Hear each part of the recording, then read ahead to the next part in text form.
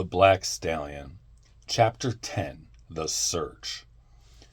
For half an hour, Alec and Henry frantically looked for the Black. Up and down the streets they sped in Henry's car. "Lucky it's so early in the morning, Alec. Not so many people around," Henry said.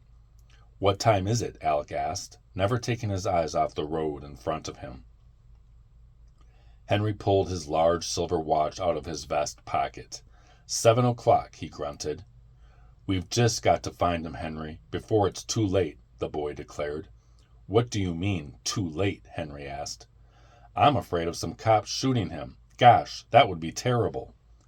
Henry nodded and pushed his foot harder on the accelerator. The car jumped ahead. "Turn down this street, Henry. The park's just ahead. Maybe he's there." Alec saw two men on a street corner. "Pull over there, Henry. We'll ask them if they've seen him. They seem to be pretty excited over something." Alec leaned out of the car. "Say, mister," he yelled, "did you see a horse run down here?" "Sure did," one of them answered. "He shot past here like a streak of lightning 10 minutes ago. Where the devil did he come from?" "Thanks," said Alec without answering the man's question. The car lurched ahead as Henry stepped on the gas. "We're on the right track anyway, Alec," Henry said grimly. A few minutes later they entered the park. Henry slowed down. "You look over there, kid. I'll take care of this side." "It's an awfully big park," Alec said, discouraged. "All the better," Henry said. "Not much of a chance of him hurting anyone then." The car rolled through the tree-lined streets. Henry and Alec both leaned out the sides of the car. After a few miles, they approached the rolling green fairways of the golf course. "He might have gone out there, Henry," Alec said. "Plenty of hills. Just what he'd be looking for." "Let's park the car here and take a look, Alec," Henry said as he brought the car to a stop. Alec had to trot to keep up with Henry's short but energetic strides through the fairway. The air was cool and crisp, but starting to warm up from the bright sun that was climbing higher and higher in the cloudless blue sky. Their shoes made deep squishing sounds in the early morning dew.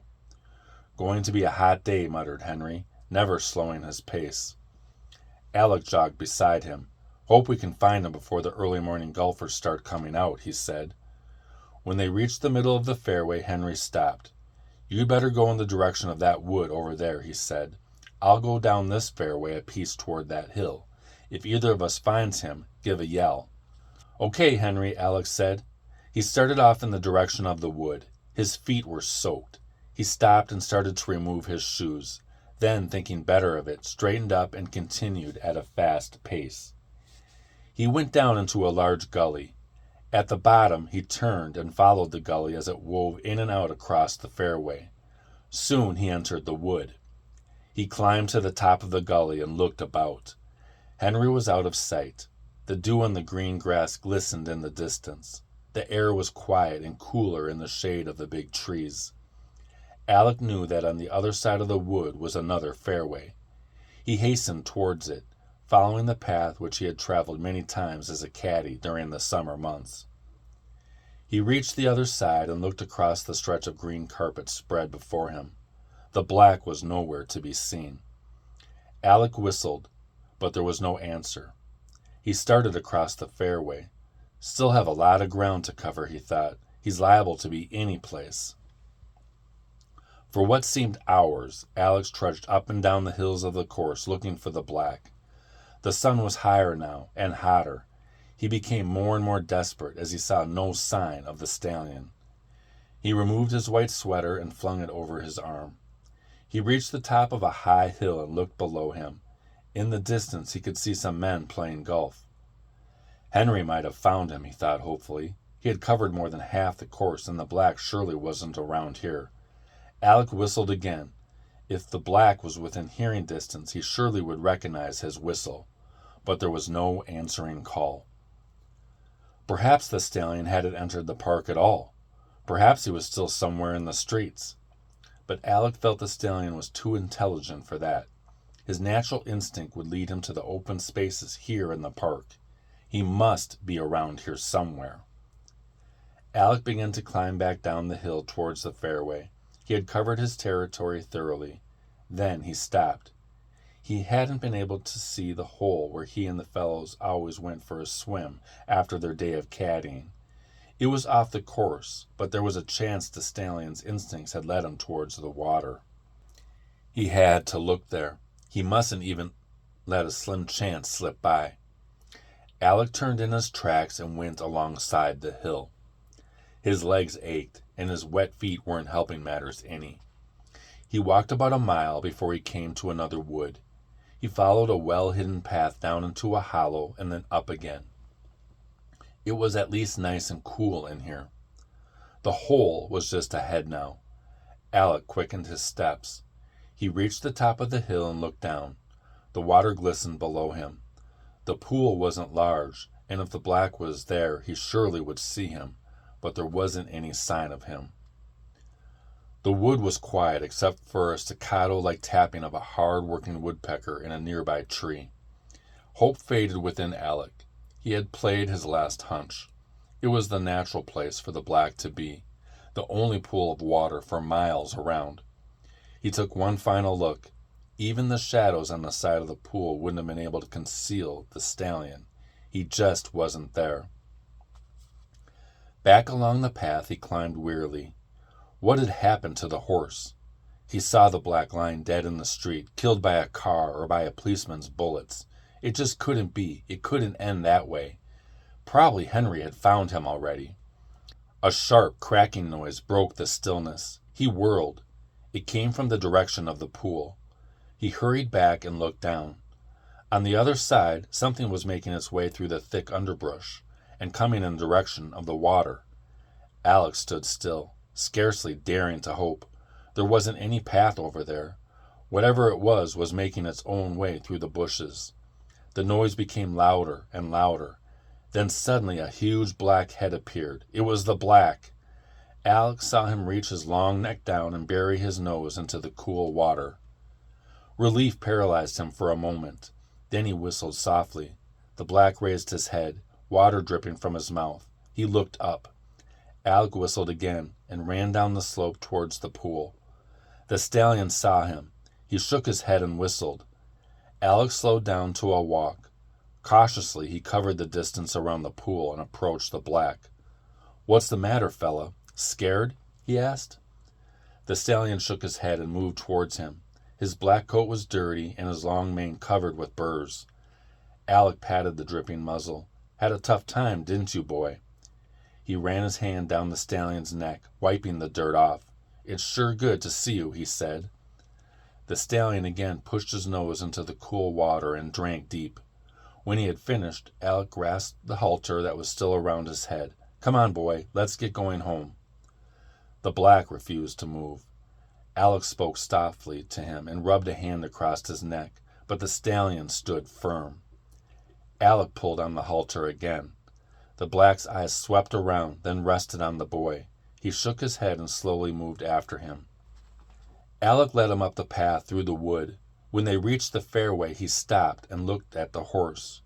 "Wouldn't give a guy a lift, would you, mister?" he asked. The black moved swiftly to one side, his eyes turned towards the open fairway. "I'm really pretty tired, Black. You gave me quite a chase, you know." He led the black over to a tree stump, stepped on it, and threw himself onto the stallion's back. "Come on, boy," he said. "Let's go." The black walked fast onto the fairway and then broke into a trot. Alec turned him towards the spot where he had left Henry. "Better get off this course in a hurry," he thought, "or they'll have the riot squad after us for tearing up the ground." After riding for about 5 minutes, Alec saw Henry in the distance, walking towards them. "Had just about given up," Henry said when Alec rode up. "I almost did too," Alec said. "Found him away over by the hole. Looks as though he's been rolling around in the dirt." "He's had a tough time for himself, all right," Alec answered. "Look at the burrs on him. Must have gone through a lot of underbrush." "We can get those off." Henry glanced at his watch. "But right now we'd better be getting back. Almost 9 o'clock. For the first time, Alec realized that he had no breakfast, and that his parents didn't even know where he was. "Mother will be wondering what's happened to me," Alec said. "Late for his first breakfast home." "And the missus isn't going to be welcoming me with eager arms either," Henry said gravely. "Promised her I'd go down to the market this morning, but it's too late now." Alec jumped off the Black and walked beside Henry, holding the Black by his halter. Soon they reached the car. "Better go by way of Colden Street," Henry said, "and miss the traffic. Guess you'll have to lead him. That's the only way." "You drive ahead slowly, Henry, just in case I need you," Alec said. The car rolled out of the park, and Alec and the Black followed it. 20 minutes later, after no mishaps, they neared the stable. The stallion's ears pricked forward when he saw the barn. "I'm going to have to build that fence higher, Henry," Alec yelled. "'Fraid so," answered Henry, "or we'll be spending half our time chasing this fellow around." Henry drove up to the barn, and Alec followed with the Black. "I'll put him in a stall for the rest of the day, Henry," he said. "Good idea," replied Henry. "He's sure had enough exercise for one day, and so have I." "Me too," answered Alec. "I'll put him away and then go home and eat. I'll come back later and clean him up." "Okay, son. I'll probably be seeing you, that is," he laughed, "if I can get out." He turned and walked towards the house. Alec put the Black in his stall and ran a brush over his body. He put some hay in the stallion's feed box. "There, that'll hold you until I get back," he said. "Be a good fellow now and take it easy, won't you?" The stallion pawed his foreleg into the straw and shook his head. "You'd better behave," said Alec, laughing. "You caused enough trouble for one day." He shut the barn door and made his way home. Alec heard the living room clock strike 9:30 as he walked into the house. "That you, Alec?" His mother's voice came anxiously from the kitchen. "Yes, Mom," he answered as he walked into the room. "Dad gone to work?" His nose wrinkled as he sniffed the appetizing aroma of griddle cakes and sausages. "Yes," his mother answered. "He wanted to see you, but he couldn't wait any longer. Where on earth have you been all this time? And just look at you." "I've been exercising the Black, Mom," Alec answered. He didn't know whether he should tell his mother about the Black running away. He decided against it. It would only worry her more. And now that the stallion was back, everything was all right. "You certainly spend a lot of time with that animal," his mother said. "I don't know what you're going to do when you have to go to school." Alec walked over to the table and sat down.